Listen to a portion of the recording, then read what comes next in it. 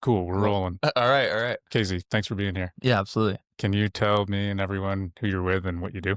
Yeah. So I am with Endstate Commercial Partners. We are a new brokerage that just formed at the end of 2025. And we are commercial real estate broker.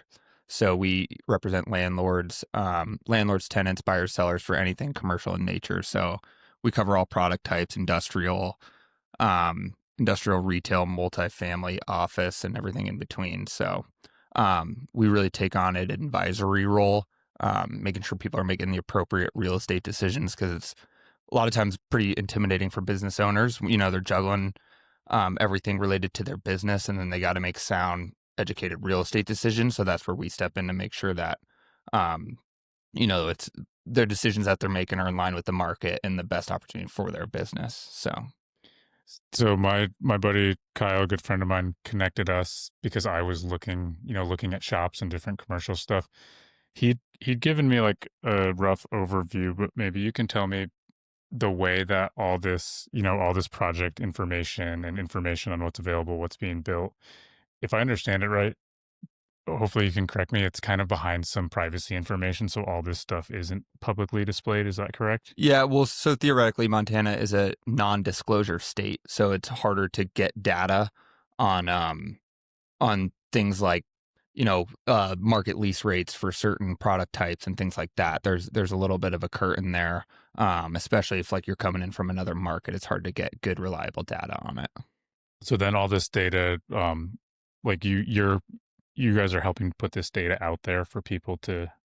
Yeah. That's we're in the information business, so it's our role is to have the data and things like that to be able to advise accordingly. I think of like lease rates or like if someone's looking to buy a building and they need to lease it out, we can describe like, okay, what kind of tenants are in the market? Is a landlord favored market, a tenant favored market? Kind of how you can negotiate and what's going on like at that point in time.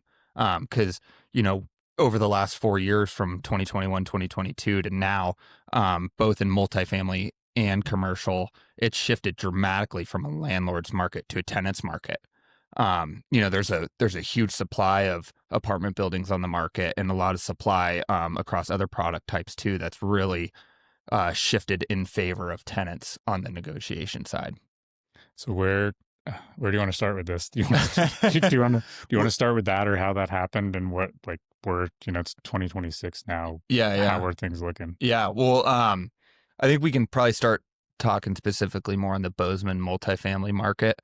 It's no secret when you're driving around Bozeman right now and you're just seeing all parts of town, it's just apartment buildings shooting up, and everyone's got the same question: is how, is supply outpacing demand? How are all these units going to absorb? Like the reality of it is Bozeman's a town of 60,000 people. And, when you're talking to people from other markets, we commonly talk to people that think it's the size of Boise, like a few 100,000 people. But, it is small. And if our growth rate shrinks, which it has done pretty dramatically in the past couple of years, they track it from like in the mid 3% to mid 1%. That's a pretty dramatic shift when you're looking at apartment absorption within Bozeman city limits. Hi folks, quick note from me. If you don't already know, the goal of Mountain Mule Media is to build real connection between Montana's businesses and the people they serve. If this episode or any other has given you something worth thinking about, smiling at, or passing along, I've got a small ask. Share it with a friend, text it to someone, post it in your story. That one simple action helps these businesses get seen, grow, and thrive, and it helps this show keep going. Thank you for supporting these Montana businesses. Now back to the show. Yeah, I was just talking with a client last week that was in town skiing, and they were really taken back by the size of it because it kind of from the outside you'd think it's this pretty like I'm not big city but a mid-sized city or Yeah, yeah, yeah. and Well, it's well, the Yellowstone, the aura around Bozeman is a lot bigger than the the city itself, if you will. so from a developer side, are they how are they feeling right now? Are they Well, it depends on where you're at in the process, but development has essentially paused when it comes to building multifamily, and that is sentiment within the market. That's an extremely high supply on the market right now. That's difficulty financing the deals. Like banks are scared of multifamily in Bozeman right now. So there's a lot at play there. But our vacancy rate has skyrocketed over the past, really year and a half. But since 2022 to now, it's gone from about 2% to 13%. And there's a lot of sources that would tell you higher than 13%. Yeah, there's a lot of apartments, and I mean it's just like it's a 2026 modern day gold rush for Yeah, sure, and it's yeah, just funny to see like that the way everything's saturated and what the market is now. yeah, absolutely. It's it's it is we're going to see a dramatic shift here in the amount of deliveries, right? And the numbers are like Bozeman typically absorbs around 600 to 800 units a year, and that's a factor of population growth. That's a factor of, maybe someone's, moving out of the house that they've been sharing with a few other roommates for a super long time. But if we're absorbing 600 to 800 units a year, and we delivered 1,100 units in 24, and by the end of Q3 in 25, we had delivered 1,200 units, that creates a pretty dramatic oversupply. And then what we didn't see in 24 was like people starting to slash rents, and then we finally started to see that late in 25. Like there's a couple projects downtown that slash rents 30% just to fill up their building. Like they just needed some sort of income, and we're seeing dramatic um, rent concessions to get tenants in. So we saw one complex with 3 months free rent to get in. So people are doing all they can to attract tenants right now to move into their buildings. Yeah, I don't know what their margins look like, but it's like it is crazy to think when you have that huge vacancy rate, if you spent so much money with those construction loans and so much time, and then Yeah. nobody's moving in. It's Yeah, and at the same time, our cost of construction was going up dramatically and things like that. So it was a lot of people were uh, doing the same thing at the same time without, looking around the room and making sure, it was basically people were making decisions to deliver in 2022 to deliver projects in 24 and 25, and then they all kind of hit at the same time. Is what happened. is there many I know you're probably not an economist, but maybe you are in some senses.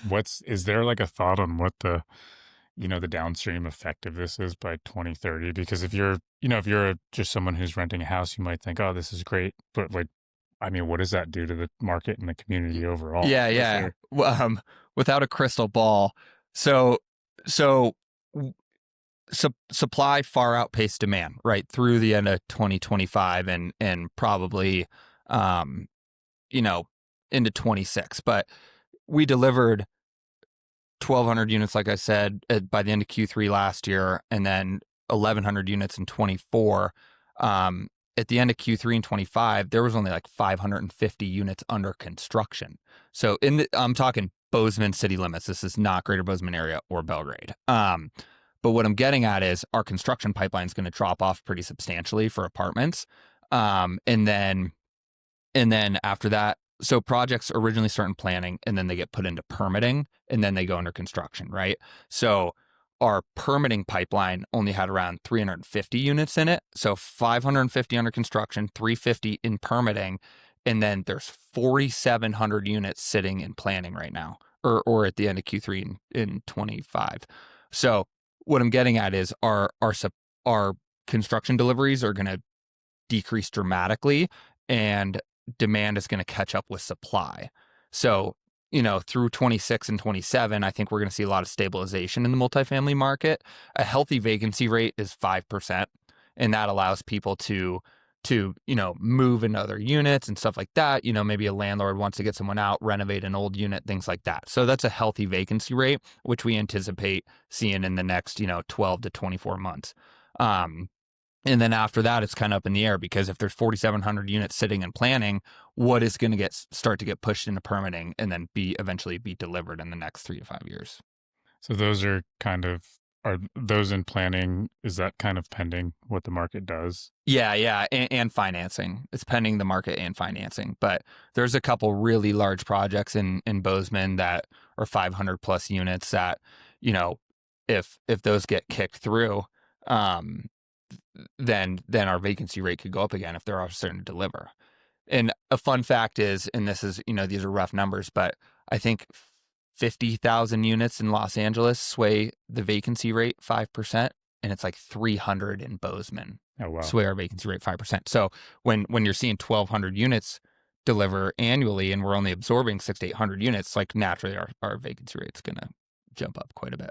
That's so interesting. I've been so interested with this with Bozeman since I've lived. I guess I've been here like 6 or almost 7 years now, and always the cost of living here and the fact that it really was a lot of remote jobs that supported like Yeah, that could really realistically support to live here. And I've like always wondered, wow, this is a newer concept with remote work. Like, and how does that affect the local economy? And what is that like? I don't know. It's a new thing. It's not yeah, something we ever had. Usually, you have a giant city because there's giant industry, and that's where everyone yeah, goes for the yeah. jobs. And now we're like, I mean, there's some really cool companies and career paths here, but it's also like a little bit more niche than. Yeah. Yeah. And at the same time, like I always look around and it's like, okay, well, my friends, like, it's like you got a snowmobile and a drift boat and like all this stuff. And it's like, okay, well, where are you going to put everything in an apartment building, And like, and they're doing a good job accommodating like, a couple bikes and skis and things like that and appropriate storage for that. But, people come here to play and with that comes some larger toys sometimes. So Yeah, so living in an apartment building yeah, makes that pretty yeah, inconvenient. yeah, it makes it tough. So yeah, it'll be interesting. The big thing that I'm curious about over the next 3 to 5 years is what is going to happen with those units in planning that they've kind of initiated conversations with the city of Bozeman. Will they get built or how will that play out? And your guys' focus is more towards commercial than residential, or Yes. okay, Yep. And this is important too. I should have started with this, but when I say multifamily, that is a fiveplex or more. okay. That is how banks distinguish a commercial apartment building. A fourplex you can get residential financing on. Fiveplex you cannot. And some of these, how many units or doors are these bigger ones are building now?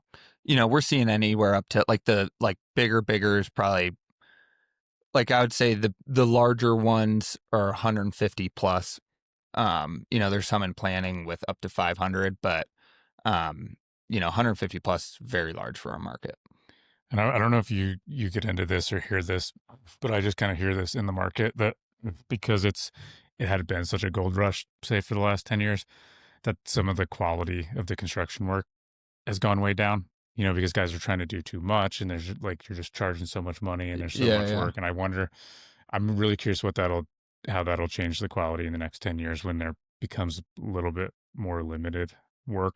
Like, will the guys that really are doing a good job, Yeah, you yeah. know, weed out a lot of the guys? Because I've just heard crazy stories of like guys that are just doing hack jobs and just getting stuff done, and like the money's so good that like the quality's so bad. Yeah, yeah. I hear it anecdotally. That I can't speak on anything that I've like seen personally, Mhm. but yeah, I think that that is a factor and as these buildings wear and tear, especially in cold winters and stuff like that, the truth will come out, I guess. Yeah, and I have a carpentry background, and I've seen some of the stuff. I was doing some of that more, not as recently, but in years back, and some of it I'm like, man, some of this is kind of crazy and Yeah. surprising. So I'm curious what that'll do to that market as well. Yeah, yeah.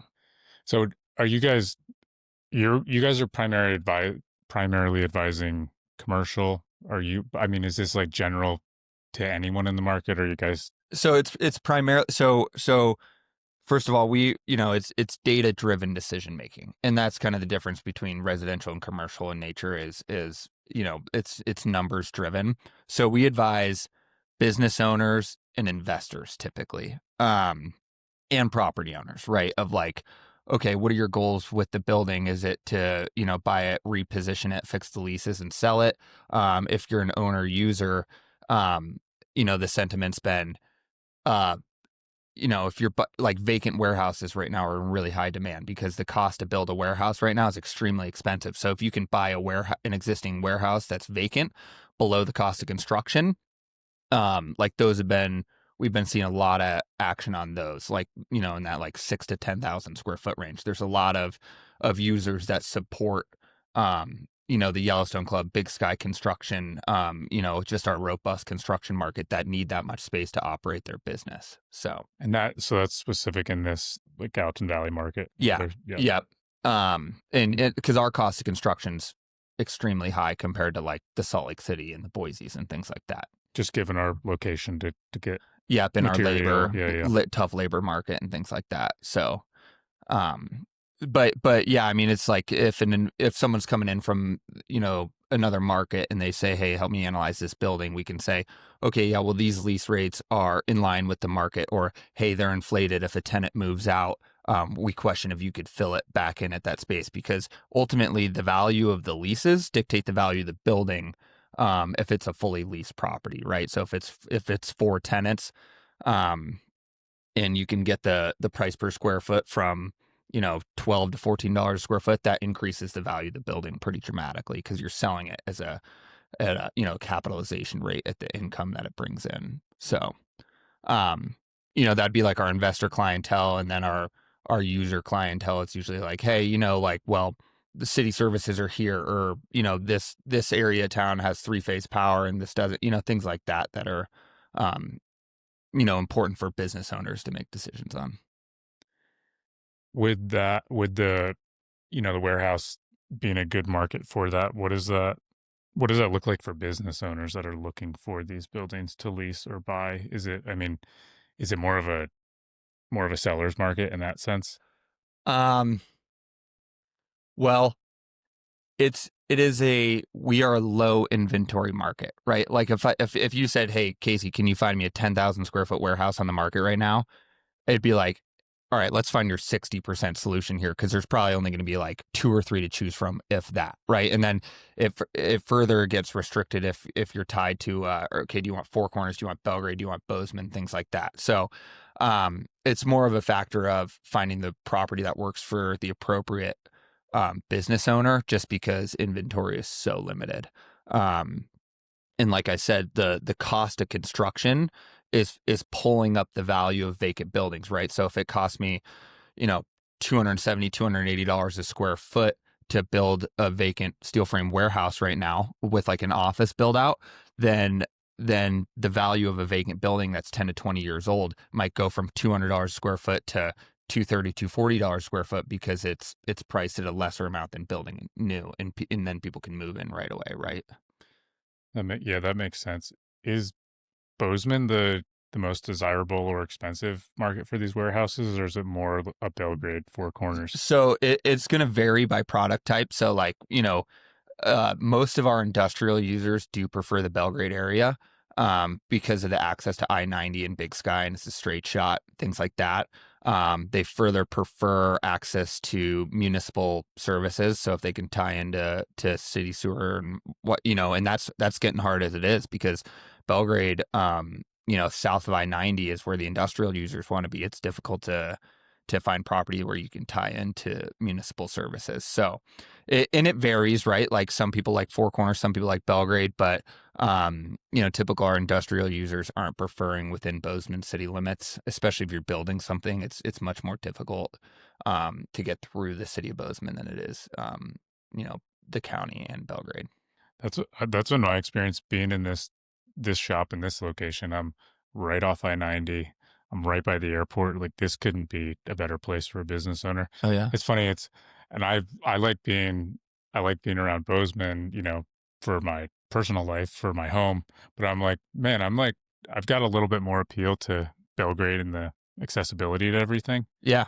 And, as most is here in the Gallatin Valley, pretty much no matter where you are, you can be out of it and in the woods, in the wild. Yeah. So Yeah. I don't know. I've got more appeal for Belgrade than I did prior to having the shop and office here, but it just makes sense with the accessibility to I-90. Yeah. At the same time, I don't want to be living right next to I-90 and right next to the train. So Yeah. Well, and I mean, and this is a good shoe into what's going on in the city of Belgrade, because, in the commercial market here, we're really bullish on Belgrade, in all product types. What was formerly Jackrabbit Crossing and is now called the Foundry. It's on Jackrabbit south of Frank Road.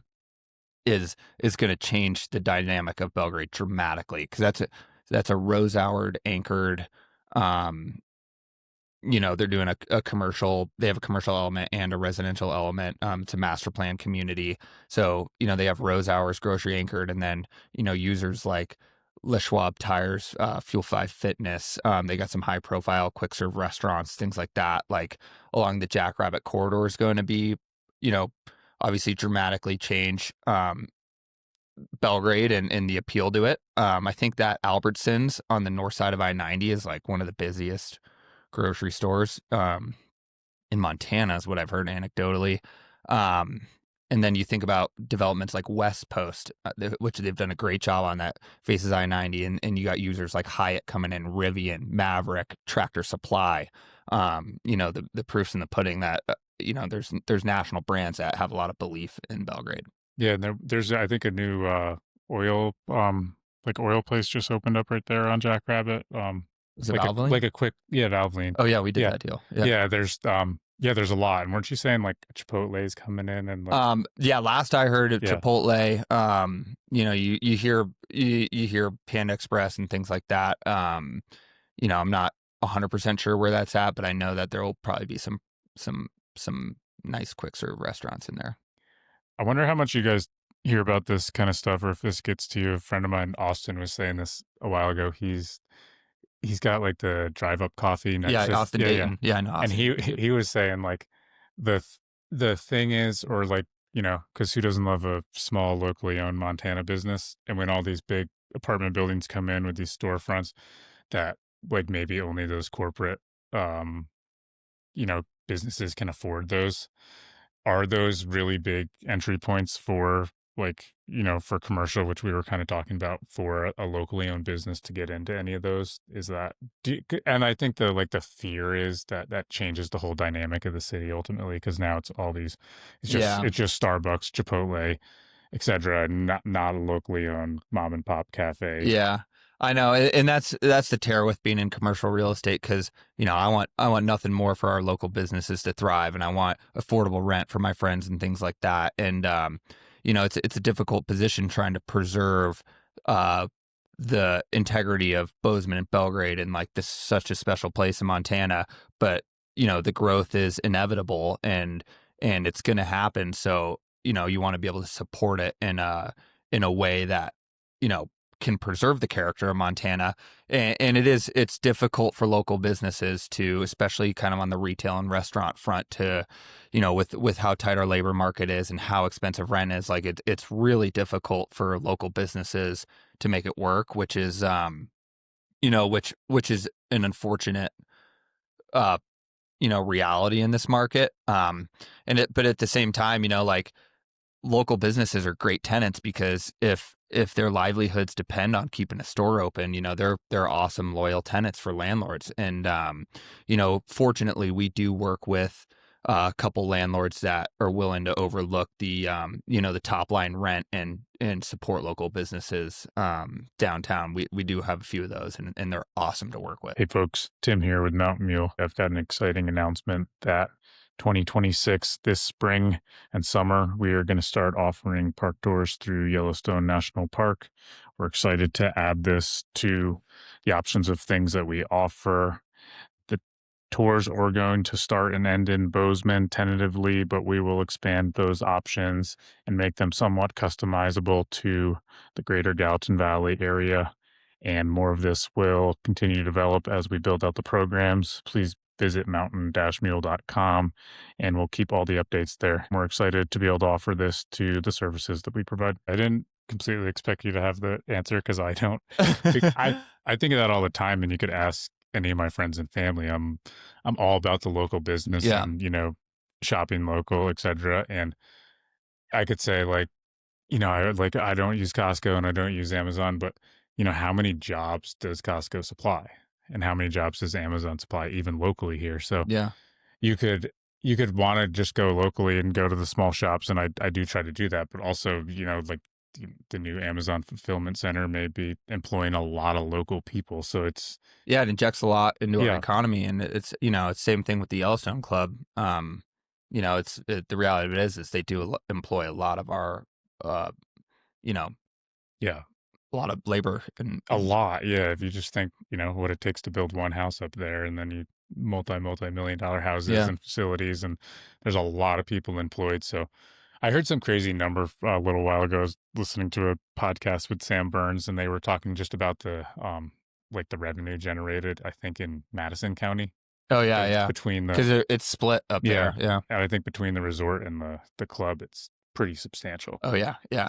Is I mean, it? the tax base alone, right? Yeah. Like, Would it probably would be, because I think you maybe said like 75% of Madison County, which is probably true, yeah, because like what else is in there? yeah, Virginia yeah, City. yeah. So anyway, yeah, it's weird. I don't have the answer, but it's No, it's tough, man. And I mean, my favorite part about my job is when we are able to support local business owners and helping make them financially advantageous decisions.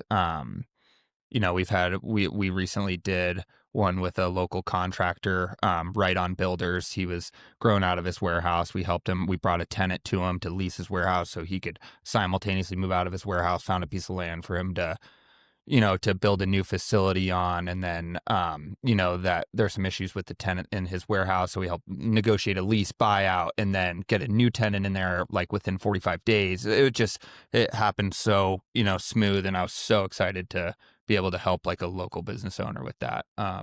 Is awesome. so in that type situation, like what's your guys?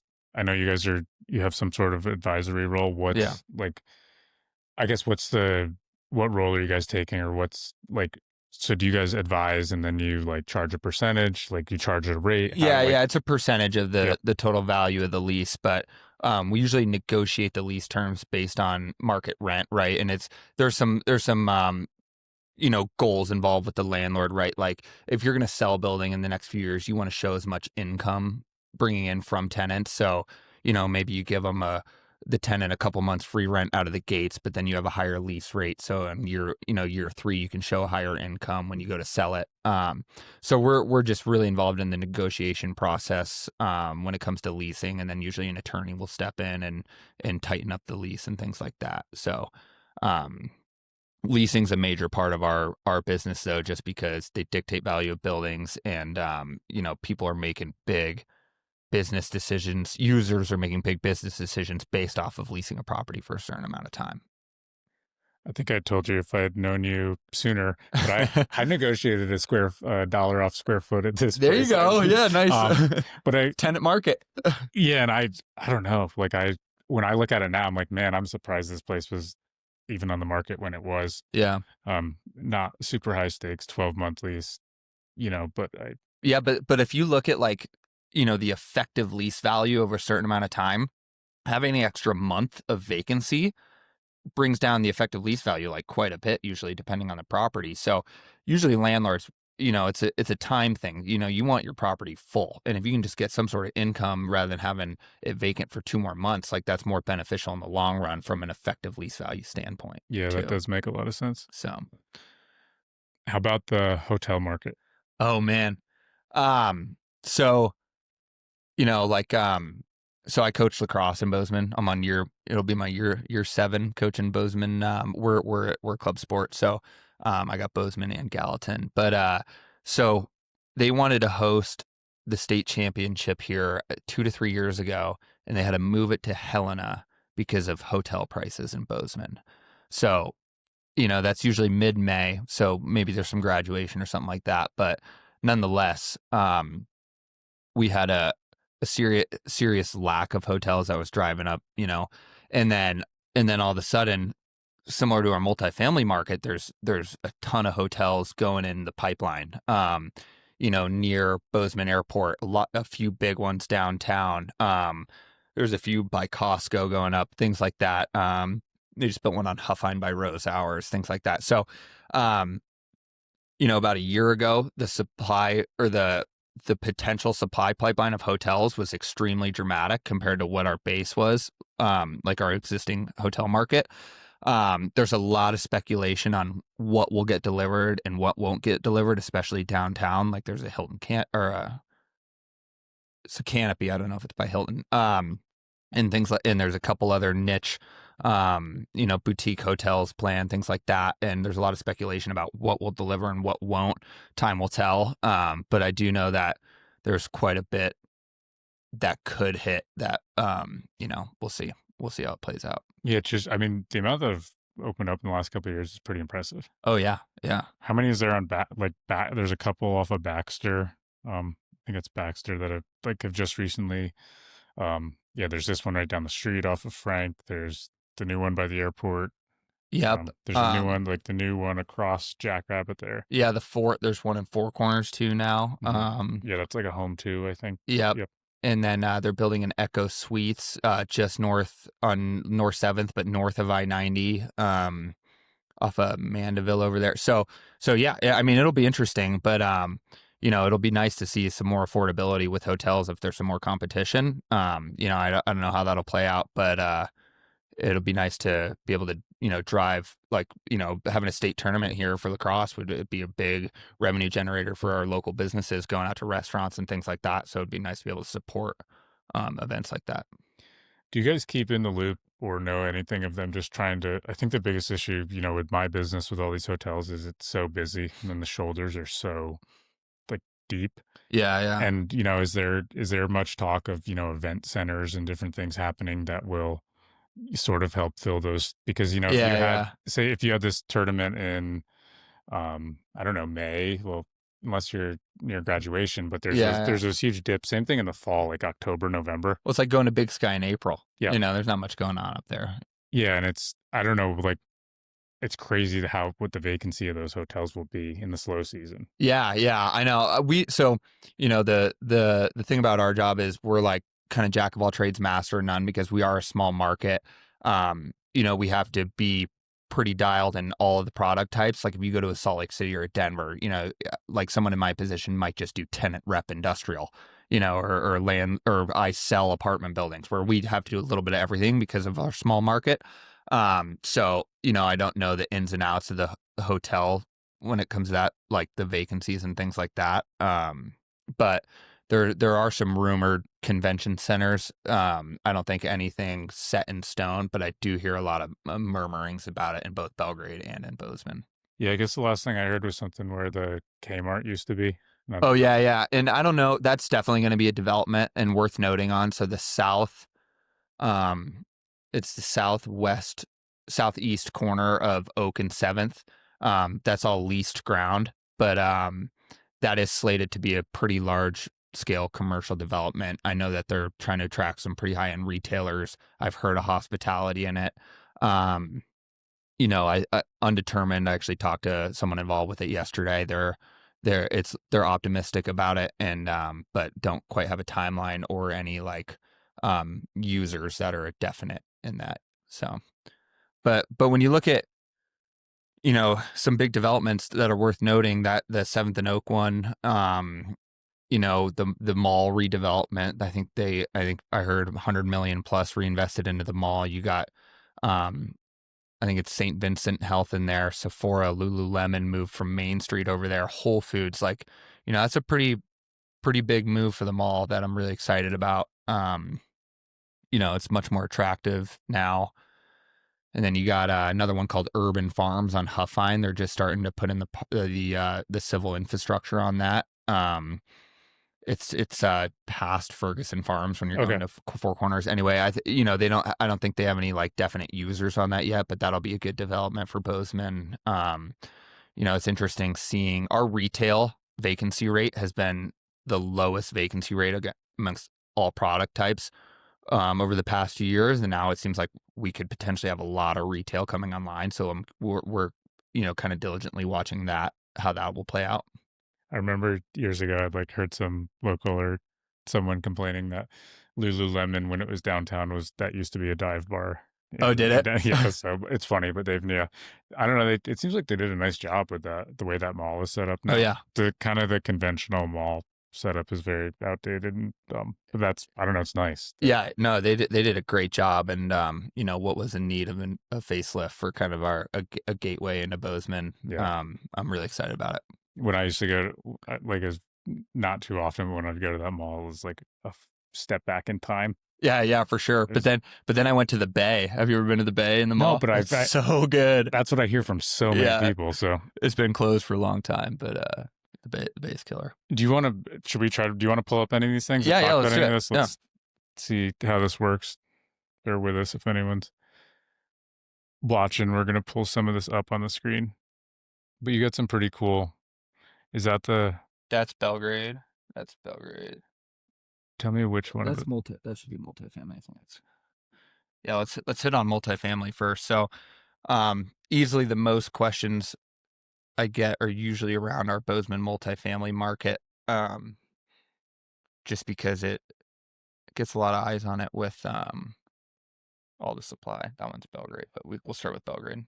Let me make sure I got the right. Yeah, this should be Okay. yeah, there we go. So go for it. Okay, so this is a map I made about the supply pipeline and deliveries for the Bozeman multifamily market. So there it's color coordinated, which I'll go into, but Bozeman city limits is roughly, you can kind of see the perimeter here.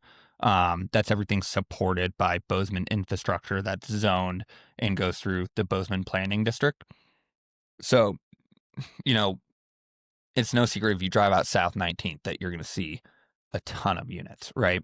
And the reason this is so this area on South 19th is both in the opportunity zone and the qualified census tract. They're both federally designated zones where there's the opportunity zone. There's tax incentives for holding properties there for a certain amount of time. And then the qualified census tract is called the QCT. It without going into too much detail, it is a financial incentive for people to build affordable housing. So you'll see like my AFF, those are affordable units down here, affordable. That's because this is in the QCT and there's like this basis boost on the land by being in the QCT. So the red is in planning. So that's that 4,700 number that I used earlier. Gold is in planning, but we know enough about certain projects to know that they're on hold. Maybe I've seen, a memorandum that they're trying to sell it or things like that. Purple is in permitting. So that usually means that they're starting to spend money on the project and it's likely going to go into construction. Green is something that has been delivered. So, you heard me say that number earlier of if 300 vacant units go online in Bozeman, it sways our vacancy rate 5%. You can do the math by looking at this, that we're going to see a pretty large influx of you can see why our vacancy rate gets driven up. So this is the South 19th zone. When you talk about really large developments, I talk about this 584. This is just west of the Chipotle on 19th and Main Street going into Huffine. That was slated for a significant amount of units. As far as I'm concerned, that one is on hold. There was something demoed there a little while ago, right? What was that? It's been a bunch of things. I think it depends on how long someone's lived in Bozeman on how they reference that. I noticed cash for close. It was like the last cash for close. It's right by that Speedy Lube or something. Yeah. There's Jiffy Lube right there. So then you kind of see our downtown market. There's a bit of infill going on downtown. When we talk about hotels, that Hampton Inn's going up right on Fifth and Main there. So anyway, this is another qualified census tract up here on Tamarack. So you can see like these ones that are completed were affordable units, and there's some other affordable units. I know the only affordable units currently under construction right now in per a City of Bozeman thing I read the other day is on 7th, where the old Aaron's was, group called Boundary Development's doing that. They're awesome. And then so yeah, you can kind of just see this play out. Couple really high end developments going on behind REI over there. There's the one called the Uplands. It's extremely high end. I walked through it one day. Nice Scandinavian feel to it. I actually recently went through that one. Uplands? Yeah. It's I was like, I could live here. Yeah. It's pretty nice. So, but when you're looking around and seeing the overlays, you can understand why our vacancy rate is 13% or more, and why our multifamily market got so unhealthy so fast. And I will distinguish that if you own a multifamily property before our construction boom of 21, 22, like from my experience, they're sitting at 90+% occupancy. And the thing with those owners are able to keep their rents lower because they have a lower basis in the property, where our construction costs went up so high, and depending on your construction type, you have to hit certain numbers to make these deals work. And that's kind of where the pain is right now, on the multifamily side. So And what's going over towards the bridges there? yeah, so that's Canyon Gate. Yep. And there's quite a bit of land for sale in within Canyon Gate. There's some commercial. I think there's some B2M's a really flexible zoning what on the old zoning code. I'm not sure what the new zoning is, but anyway, you'll see some some commercial here in time, duplexes, kind of row home style, and then there's going to be some multifamily that goes up as well. And remind me what purple is? Purple's in permitting. Okay. So in that purple specifically refers to, like on this mapping software, it's not, that whole thing isn't going to be 74 units. There's going to be two sets of 74 units within it, two phases within that whole thing. So I remember being like vaguely like hearing some of the planning and stuff, and there's all kinds of controversy about the train and everything. And oh yeah, yeah, that was like just there's a few groups fighting the train horn right now. I know. Where I think the train horn goes I think I heard like 26 or 27 times a day. And I think one of the concerns was, like medical, like all the interesting. like everyone that needed to get to that, like if the train was coming through and an ambulance is stuck, how are they going to go around? And they were talking about, do they need to build a bridge to go over there was all kinds of interesting discussions about it. Huh. Yeah. A lot of people also just didn't want to see a big apartment building. Yeah, I get it, man. I get it. It's like, the only thing people hate more than sprawl is density, or vice versa. It's like, it's kind of like pick your poison. But all things considered, the Bozeman planning department, any planning department has a really difficult job. Like, cause growth has to occur to support our population growth, and, to do it in a sustainable way. I would say when you drive around town in Bozeman, like, despite a couple loud colored buildings, like, it's a pretty good looking town. I'm like, I take a lot of pride in living here, and I empathize with the planning department. Like, what a difficult job making decisions on that, and especially with public comment and things like that. So I really think downtown too, like they've done a nice job. Yeah. I don't know. Yeah, there's a lot of tasteful product there. So so yeah, this is kind of summary of the Bozeman multifamily market. If I'm making predictions here based off of our data, it should recover over the next, I guess, it should stabilize, I guess would be a better word, probably to a healthier vacancy rate, hopefully land around, 5%. That's kind of the bliss point, if you will, for vacancy rate. Do you have any questions on this, or you want to hop over it's to just Belgrade? cool. Let's do that. I think I told you I'm like borderline obsessed with maps, and I go home and show them to my girlfriend. And she's like, I don't really care. So yeah, I think it's awesome because it's just cool to. I love being in airplanes and having that bird's eye view and seeing what's going on. And is that this? Are we on the same one, or is this the Belgrade one? Yeah, this is Belgrade. Cool, go for it. Yeah, so and I touched on the growth of Belgrade earlier. So this data was provided in a presentation I saw from the city of Belgrade. It was probably about a year ago that I got this information, so some of it could be dated, and I apologize for that over there. That shouldn't be in there. So and I would think about this more on the 5 to 10 year horizon for some of these. So like this is called Middleton. This, I know that there's some issues with this, and getting the appropriate infrastructure, city municipal infrastructure in there to support, a pretty large commercial and, master plan development for Middleton. So I think that would be a ways out at this point. I think the city of Belgrade has a population of around 15,000 right now.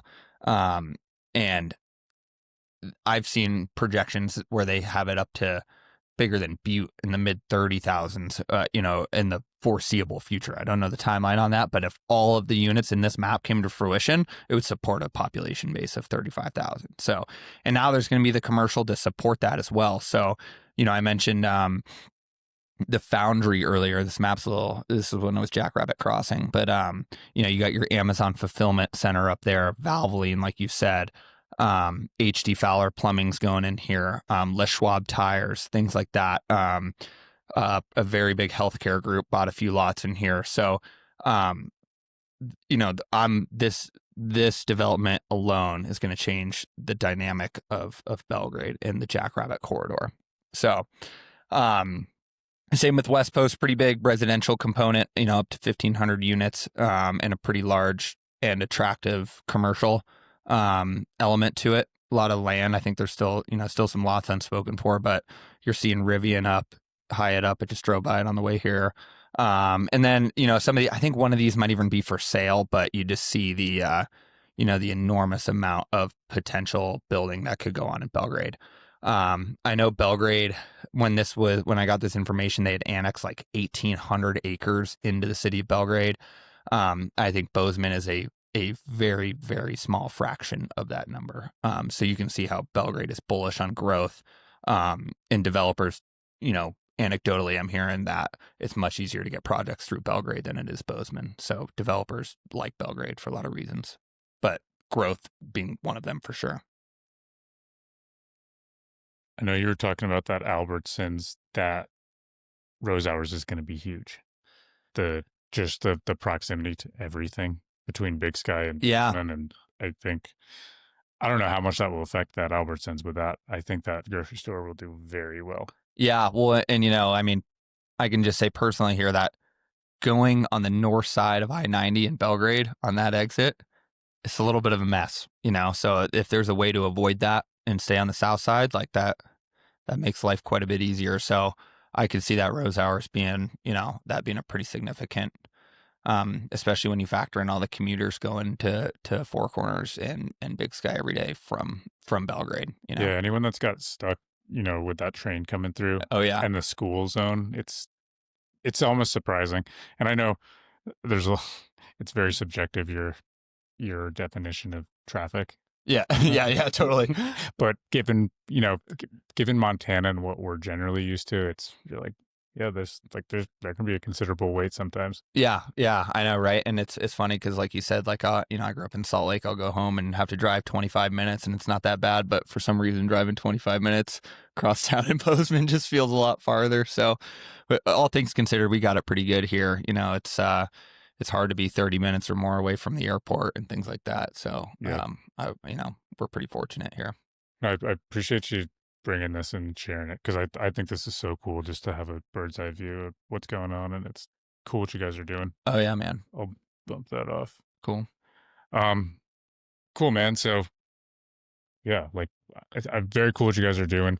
And just, I think that's very useful stuff for locals and business owners. And yeah, absolutely. I mean, like I said earlier, when it comes to commercial, the decision making should be data driven, whether it's traffic counts, lease rates, construction costs, things like that, zoning, working with certain municipalities, things like that, it all plays into each other. And, so our job is just to make that process a bit easier for business owners, investors, property owners, and all the like.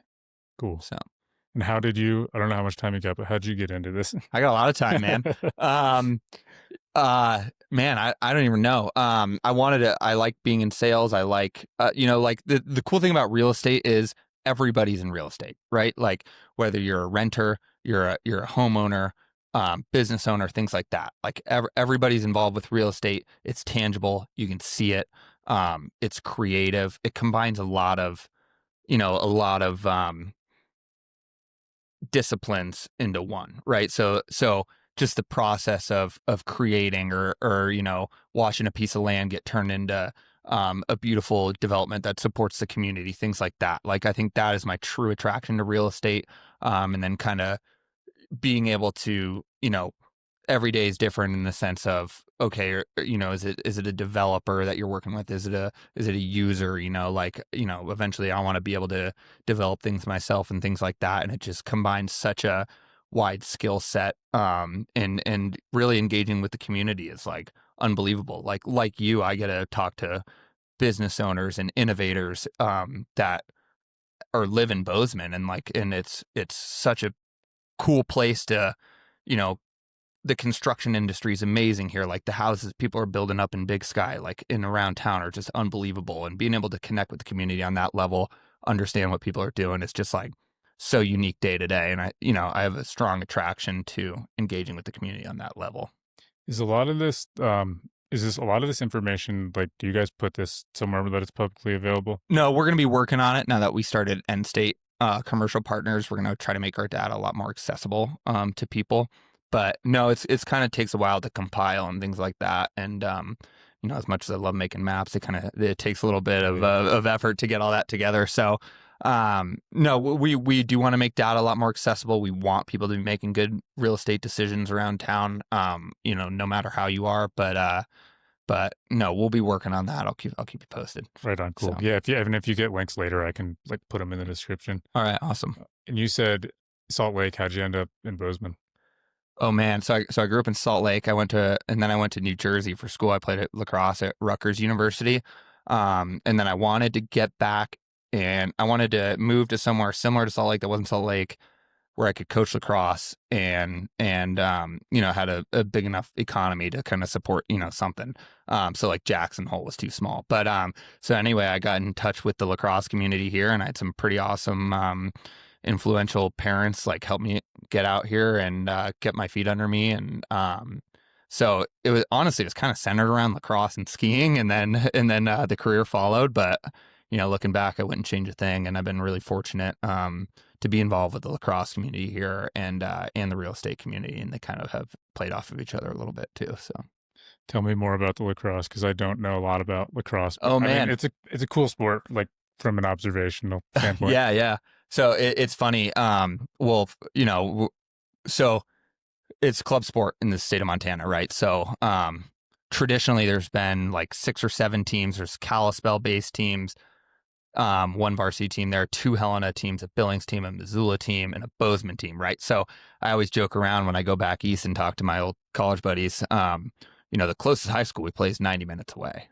So that's Helena. Yeah, it's Helena. Yeah. So and then the next closest is Billings. So I empathize with parents here that have like 3 kids that are different ages, and they got to be all over creation all the time. But yeah, so it's very much like like if you live in Texas or something, you can play lacrosse year round. Bozeman, it's difficult. It's kind of a 90-day sport. It's difficult to play in the winter. This winter being the exception. So, we really get rolling like right after St. Patty's Day. It's about a 7 or 8 week season, and we're just hitting the road every weekend. But we've been pretty dominant. We have five state championships in a row that I've been coaching, and I think they won a couple others before I started. So my first year was the COVID year. And so it's just been an awesome ride. Like I love hanging out with the kids. They're never a dull moment hanging out with the high schoolers. Oh, I could only imagine. So, yeah, it's been awesome, and really love doing that. So you guys are essentially piling on a bus and going. No, not even a bus, man. Because we're club. Okay. So yeah, we drive all over. Who do they get to drive? Like, is it our parents drive? Yeah. Parents like drive like I drive myself, which is probably better than sitting on a bus with all of them. They'd bully me, So yeah, I mean, it's a lot of travel, but it's a quick 7 weeks. A lot of laughs, a lot of hard work, things like that. So how many kids are on the team? So we usually have like between a 60 and 70 kid playing pool that goes on 3 different teams. Okay. And it's changed how many varsity teams are every year versus how many it's ever changing just because of the club nature of it. But yeah. So which team are you running? Coaching? So I've traditionally coached the offense on like the varsity team the past 5 years, 6 years. And then this year I'll actually be the head coach. I had coached with Dan Springer. He's the sheriff of Gallatin County. Okay. He's the man. And Nice. so we've coached together the past 6 years since COVID, first year coaching. And then he has a daughter, so he stepped away to coach the girls program. So I'll be the head coach this year of the boys program. So I inherited some new responsibilities, and we're about to get going on practices here in the next couple weeks. So That's cool, man. If anyone like, how do people how do kids get involved and like sign up for lacrosse, and how does that all work? well, it happens a lot. Well, you know, dude, that's like one thing I'm not really involved in. It's like some of the super moms do that on the back end, and save me a lot of time and hassle with that. So my role usually starts at the first day of practice, more on the X's and O's side. So Was that how was that transition from being a player to being a coach? um I mean, it's awesome, man. I love giving, like, it's a sport, any sport or whatever your passion is, outside of a career, is can just give back so much, and like the lacrosse community, like I genuinely love hanging out with the guy with the high, my players, and we have a great time, and the banter and the thrills of victory, agony, defeat, all that is just like, couldn't put a price on it, but I forgot what your question was, to be totally honest. Oh, just like how it compared to playing versus Yeah. being the coach. Yeah, it's like I'll practice with them sometimes, and then I'm sore for Yeah. like really sore, because when you don't sprint anymore, like sprinting and changing direction and stuff, like it's difficult. But yeah, you definitely miss playing, but at the same time, like Yeah. it's a little more relaxing. No, I play in a men's baseball league, and last summer I tore my hip flexor because I just take Yeah. off dead sprint out of the box, and I'm like, man, I'm like, I'm very active and I stay in shape, but like the dead sprints like that, Oh yeah. not just like, Yeah, and I'm paid my own health insurance and stuff. Yeah, You're like, oh man, I don't know. It makes your evaluation of risk a little a little more. So has teaching those kids taught you anything interesting about kids or yourself? Or I mean, all the above. Like, it's hard to pinpoint directly, but yeah, I mean, just being a coach, and like ultimately feeling completely responsible for the outcomes of games, and like, the trajectory of these guys' lives. Like, I want to make a positive influence on them as much as I can. And I'm fortunate to be at that age where I'm kind of in a little bit of an older brother role too. I'm not like so it's nice to be able to relate to them on that level, and have a positive influence. But at the same time, as I get older, I kind of got to lay the law down a little more. And now being the head coach, I might not be the fun guy as much anymore. So we'll see. does it make you want kids or never want kids? Well, I think the 15, 16, 17, 18-year-old boy is quite the task for parents. I empathize with them as far as keeping them disciplined and on the rails. So I like to do what I can to help them out on that. But it's, I'll never not say that those guys are so funny. Like, the jokes and the everything like that. It's we do have a really good time. So, and with the ultimate goal of winning, because winning is fun too. So For like, I guess for a couple of years, I've got a martial arts jiu-jitsu background, and I coached kids anywhere from like the 5 to 7-year-olds, start a little bit up to the teenagers, and it is a lot of fun, and the kids that are really into it. yeah. And I've always liked kids and said it's so fun, but I'm always like, it's easy for me to say these aren't my kids. Like, I could be the guy that teaches you something cool and has fun with you for a few hours, and then it's like, get out of here, go home. So, but I think I'm with you. It's a lot of fun, and some of those kids are so funny. Like, the things they say, and the way they interact with each other is it's awesome. And I'll be the first to say that, like, I feel like I had a good education, but the lessons I learned from playing lacrosse and coaching lacrosse, like, to me, far outweigh a lot of things that you could ever learn in a classroom and things like that. Just the time management, the socialization of being on a team with 50 people, and things like that. It teaches you certain lessons that I'm just extremely grateful to have learned. So yeah. Yeah, I couldn't agree. It's like working with kids and coaching them is never-ending learning experience. Yeah, yeah, absolutely, man. It really makes you think of it reflect and make sure that you're um, you know, doing the right thing always and tailoring certain conversations to, okay, I can kind of get on this kid a little more, but on this one, I got to be a little more delicate with and learning the personalities and things like that. It's dynamic and it's a good challenge. Yeah, I can agree more because there's no one size fits all Yeah. for each person. Yeah. And you said when you're not doing that, you're a big skier. Yeah. Skier and I run the long Oh yeah, you did runs. say that. Yeah. Because what's the longest run you've done? I Are did the you Moab Moab? 240. Yeah. Yeah. When was that this year? Or No, I did that one in 22. I'm in the lottery right now for 26. But I did the Tahoe 200 in 2024 and then Bigfoot 200 in 2025. Yeah, So. because actually D with Reach D Metric, her podcast is coming out next week, and she did the Moab Oh, she did? last year. She Oh, finished it. Yeah, awesome. Yeah. and it was crazy. She was talking about like hallucinating Oh, and yeah. all kinds of stuff. Oh, Have you yeah. had those experiences? Oh, yeah, man. It's yeah, the things you think you see and think you hear, it's like it's not like you're seeing things take form, right? Like you'll be running along so Bigfoot took me 56 hours. I slept like 60 to 75 minutes. And especially like when the light's changing, like getting dark or getting bright, like things just take form and you think you see things that you don't, and like it's the head game. Like I think the training's pretty healthy, but like the race itself might take a little bit of a toll on the body. It's a full like 6 week recovery. If you're asking me, some people can bounce back a little quicker, but What's the longest run you're doing when you're training for that? so you usually go by hours, and it's usually 4 to 6 hours, but it's all about the back to backs or back to back to backs. So like, and you kind of, as the race gets closer, you tailor it to the race. So, if it's like a high vert race, you might do like a heavy vert day, and then the next day you go flatter because you forced yourself to run on tired legs, things like that. So it's ever changing, but in my big training weeks, I'm usually doing like Friday, Saturday, Sunday, 4 to 6 hours. And you're still active. How much are you running like right now? Are you running much or any? Well, I try to cross train this time of year. I like to give the body a break, get in the gym where I see you. Mhm.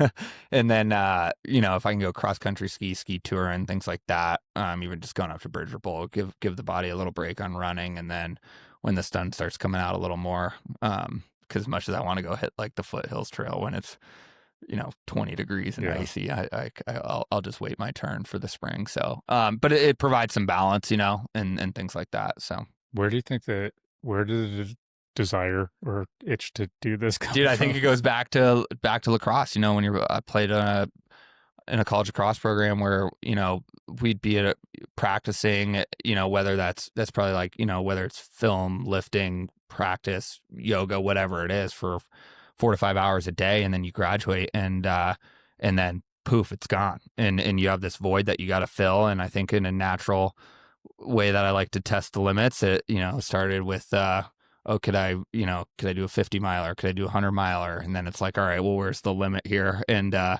don't have much of a desire to go past 200, but it was kind of filling that void, and simultaneously with the pandemic happening and a lot of time by yourself, and it was like, all right, well, let's see what we can do here. So I think it was rooted in that, and then now it's like, okay, I got the distance, but how do I progress at the distance and get more efficient and faster? So Are you pretty dialed with your nutrition and hydration and that stuff when you're doing these? yes and no. I'm trying to get more dialed, but I mean, those are like eating competitions. The 200s, like you got to be eating a lot consistently, like 300 to 400 calories an hour. So it's always the game within the game. Nutrition, stomach problems are kind of my big issues on those runs. But yeah, it's a lot of cold quesadillas, a lot of like put your quesadilla in your vest and go. And I like real food. Some people can do liquid food the whole time.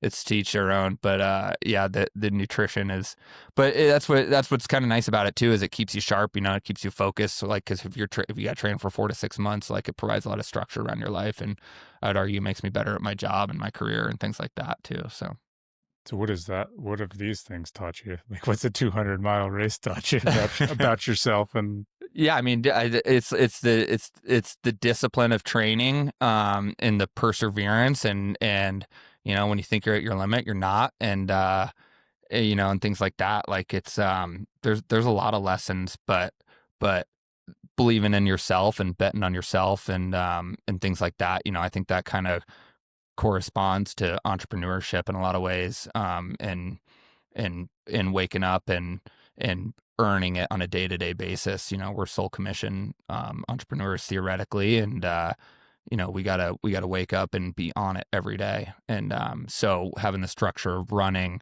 and in the belief that you can accomplish hard things, I think just shapes your brain to it's a belief kind of yeah, thing. So that's badass, man. thanks, man. I appreciate You're it. doing a lot of just what you do for the community with the real estate is cool. Like all the stuff you're doing when you're not doing that is Yeah, just and they all badass. kind of play into each other. Yeah, But yeah, those are kind of my three pillars: the lacrosse, running, and work, in no particular order. And then skiing's like what you do for fun. It's yeah, like yeah. that's the sole sport, behind everything. So, If people want to contact you about about real estate or lacrosse or anything, where's the best place to find you? oh man, well, we're getting our website launched, so that'll be soon. And Endstate, I think it's endstatecommercial.com. Feel free to call or text me. You can probably link my And contact I was going to information say, or if something you too. don't care, when we had the slides up, your contact was Oh there. yeah, So go for it. good. Yeah, absolutely, man. I can Yeah. blur it out too if you don't want. No, whatever questions people got, man, we're here to help, for sure. And we want the best for. We often find ourselves talking people out of deals. Like, hey, we don't love this one right now, and so yeah, hit me up wherever, whenever. Here to help. So Cool, man. And when you guys get the website up, just send it to me, and I can just edit the description, put it okay, in cool. there, and yeah. But this was very cool, and appreciate your time, man. Yeah, thank Yeah, you. thank you. Appreciate you. Yeah, Yeah. thank you. How long was that, dude? That was fun. Thanks for listening, folks. You can find the full blog post for every episode, along with key takeaways and links at mountain-mule.com. If you haven't yet, consider following the show. That one small action helps these Montana businesses get seen, grow, and thrive, and it helps this podcast keep going too. If you know a business that would be a good fit for the show, we'd love to hear from you. Just reach out through the website or social. Thank you for supporting these Montana businesses. See you on the next show.